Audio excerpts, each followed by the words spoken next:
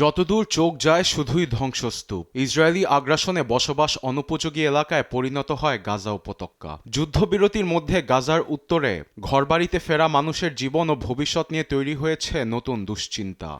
এমন পরিস্থিতিতে যুদ্ধবিধ্বস্ত ফিলিস্তিনিদের সহায়তায় কাজ করছে the UN relief and workers agency UNRWA।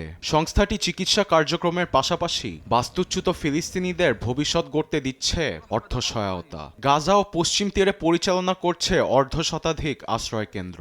এদিকে গাজায় ধ্বংসযজ্ঞ চালিয়েও থামেনি ইসরায়েল। ত্রাণ সংস্থাটির কার্যক্রম জেরুজালেমে ৪৮ ঘণ্টার মধ্যে বন্ধের জন্য মঙ্গলবার ঘোষণা দেন জাতিসংঘের ইসরায়েলি রাষ্ট্রদূত ড্যানি ডানন।